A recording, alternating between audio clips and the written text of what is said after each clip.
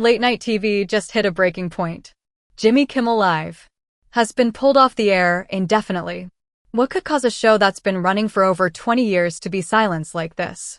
Let's see what exactly Jimmy Kimmel said, who pulled the plug, and how people are reacting, because this could change how we think about comedy, politics, and free speech in television. On September 17, 2025, ABC, owned by Disney, announced that Jimmy Kimmel Live would no longer air for the foreseeable future. The move came after backlash over Jimmy Kimmel's remarks made in his monologue earlier that week, Monday and Tuesday, regarding the recent fatal shooting of conservative activist Charlie Kirk at Utah Valley University. ABC affiliates, especially Nexstar Media Group, which owns dozens of ABC local stations, were among the first to preempt the show. Nexstar called his comments offensive and insensitive. Kimmel criticized what he described as attempts by MAGA supporters and conservative figures to politicize Charlie Kirk's death before all facts were known. He said, "The MAGA gang is desperately trying to characterize this kid who murdered Charlie Kirk as anything other than one of them and doing everything they can to score political points from it." Trump's buddy will have them instead. At least it's somebody we can trust, though, right? We hit some new lows over the weekend with the MAGA gang desperately trying to characterize this kid who murdered Charlie Kirk as anything other than one of them and doing everything they can to score political points from it. In between the finger pointing, there was grieving. On Friday, the White House flew the flags at half-staff, which got some criticism. But on a human level, you can see how hard the president is taking this. He also mocked what he saw as performative mourning, saying, "This is not how an adult grieves the murder of someone he calls a friend. This is how a 4-year-old mourns a goldfish." Yes, okay. He's at the fourth stage of grief, construction. There's demolition, construction. This is not how an adult grieves the murder of someone he called a friend. This is how a 4-year-old mourns a goldfish, okay?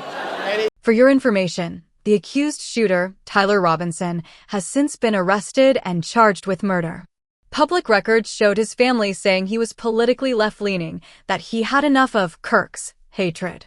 Nexstar Media Group reported that 32 of its ABC-affiliated stations decided to stop airing Jimmy Kimmel Live.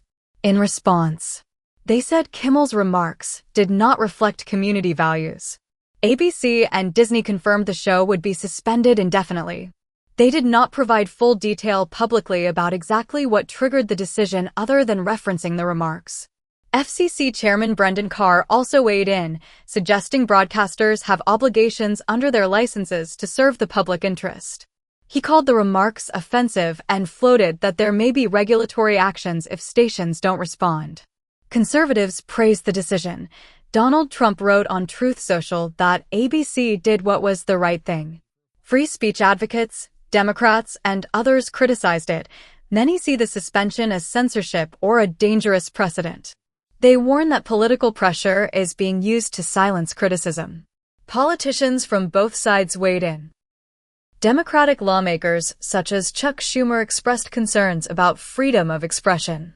Some Republican-led stations and media companies argued the content was inappropriate and inconsistent with community standards. Well, for late-night TV, this could mark a shift where broadcasters become more cautious, especially when engaging in political commentary. The pressure from both audiences and regulators might change what hosts feel free to say.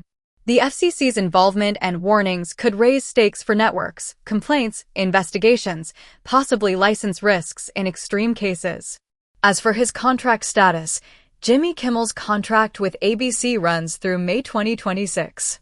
It's not yet clear if he wants to come back under existing terms, or whether ABC will reframe the show's editorial direction. This event is more than just a show being pulled. It's about the intersection of comedy, tragedy, politics, and speech. When someone makes a joke or criticism after a violent event, how much leeway is there?